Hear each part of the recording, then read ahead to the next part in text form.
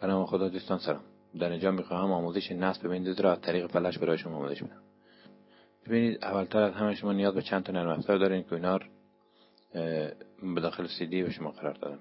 که البته نرم افزار پاوریزه به داخل همین سی دی که شما استفاده من قرار داره و نرم افزارهای دیگه به داخل ویندوز 7 ساخت شرکت ایراد نرم افزار اونجی به داخل وجود داره که طریق نصب و کار با این نرم افزار را به این شکل کالو شما داریم. ببینید، ابتدا شما باید نرم افزار پاوریزه رو نصب کنید. ببینید، روی اینستال کلیک بکنید،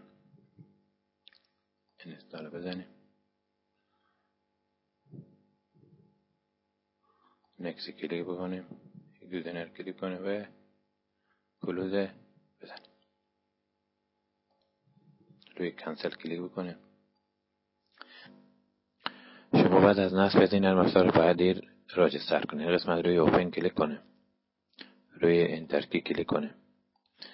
از قسمت داخل از این پوشه بشیم و سریال نمبر از این برداریم. ببینید، این گزینه کامل کپی کنیم به این قسمت پیست کنیم و اینا رو هم به همین شکل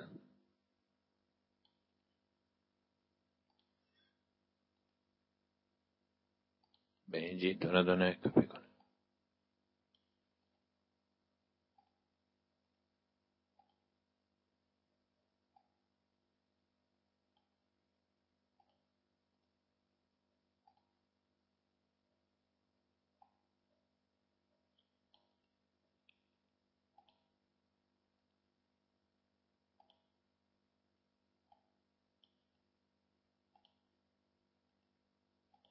و روی اوکی کلیک کنیم.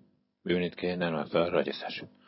از قسمت روی گزینه مک ایمیجز رو کلیک کنیم. به این قسمت توجه داشته باشین که ما به داخل کامپیوتر خود 2 تا سی دی رام داریم. شما اگر یک سی دی رام داریم یا 2 سی دی رام داریم باید مشخص کنید که سی دی رام شد. ببینید، یکی اینه، یکی اینه. داخل از ویندوز 8، داخل از ویندوز 7 که ما ویندوز 8 انتخاب میکنیم.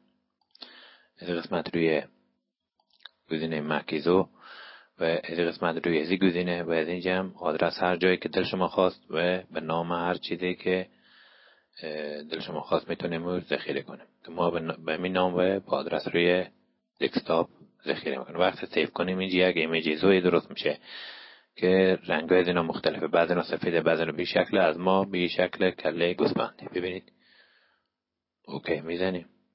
ببینید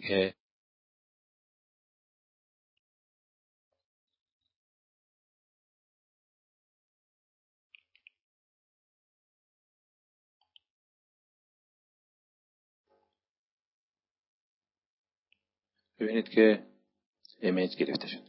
ایمیج از ما کله یک گوسفند عصبانی. اگر شما به این شکل هم بود یا به شکل دیگه هم بود مهم نیست. این نرم افزار رو بسته میکنیم.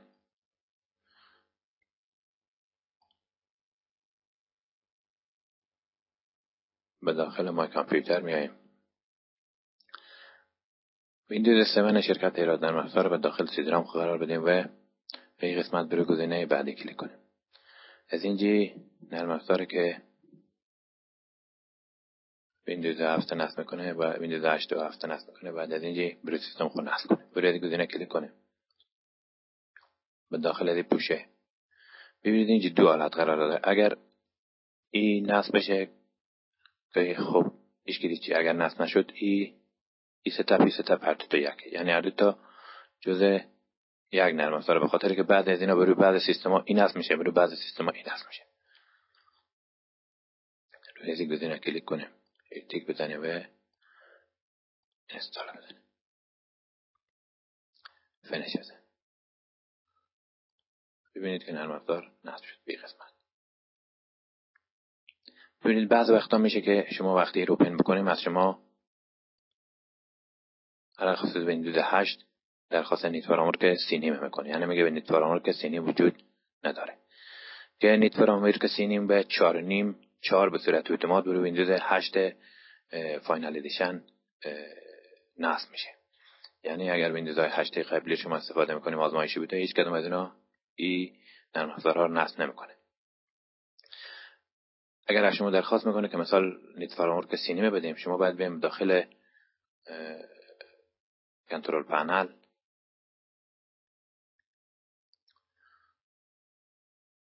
داخل کنترل پنل بریم از این قسمت و روی از گزینه کلیک کنیم.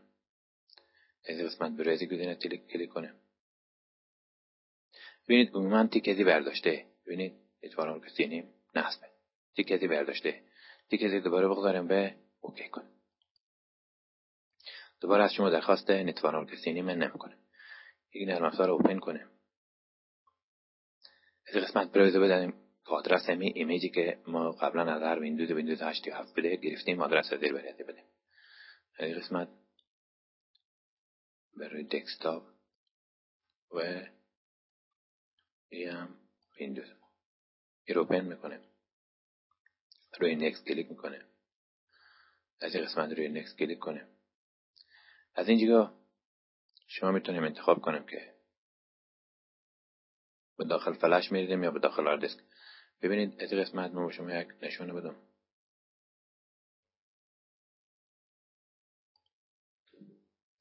این فلش ما دارن که قبلا به داخل ویندوز ریخته بودیم که حالا فرمت میکنه.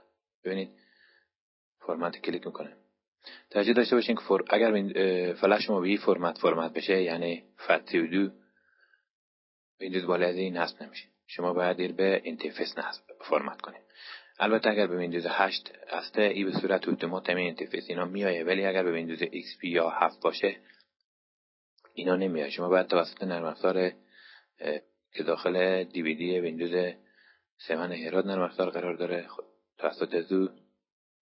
توسط این نرم افزار ببینید او با فرمت اینترفیس فرمت کنه که این قسمت ما این نرم افزار رو فرمت میکنه. ببینید فرمت شما به این شکل باید باشه.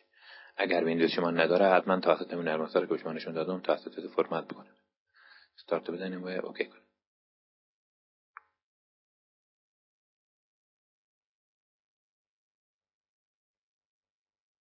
ببینید که فرمت با موفقیت کامل شد. ببینید گلوله بزنید فلش مخالیه.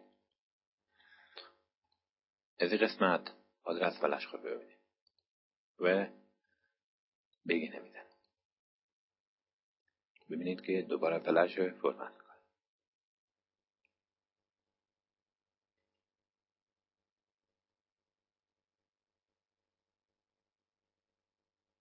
این عملیات بین 15 تا 20 دقیقه طول میکشه. ببینید که فایل ها کاپی اومد. حالا اینجا ظاهر میشه. برو بعد سیستم ها 15 تا 20 دقیقه، برو بعد سیستم ها نزدیک به نیم ساعت طول میکشه. بخاطر اینکه اگر سرعت شما پایین باشه، سرعت سیستم شما پایین باشه، این کم بیشتر طول میکشه و اگر سرعت سیستم شما بالا باشه زود انجام میگیره.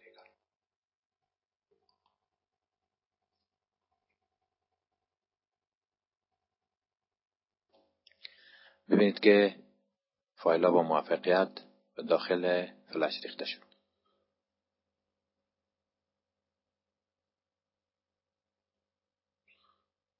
ببینید فلش ما با این هم فایل های ویندوز 8.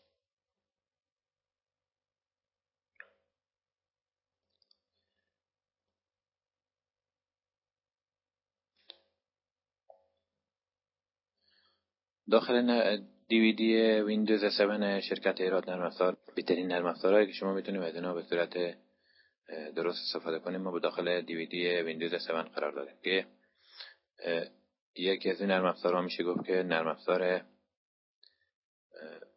ریکاوریه که این نرم افزار ریکاوری که به داخل ویندوز 7 شرکت ایراد نرم افزار ریکاوری بسیار قوی و قدرتمنده و میتونه شما هر نوع فایلی که پاک شده باشه توسط این نرم افزار ریکاوری بکنید. ببینید بعد از کار با این نرم افزارها میتونیم اینا رو کاملا فرمت و یا دلیت بکنید. ببینید از قسمت روی اگر به ویندوز 8 هستیم به این شکل، اگر به ویندوز XP و یا 7 هستیم داخل کنترل پنل بریم و اونا رو پاک بکنیم.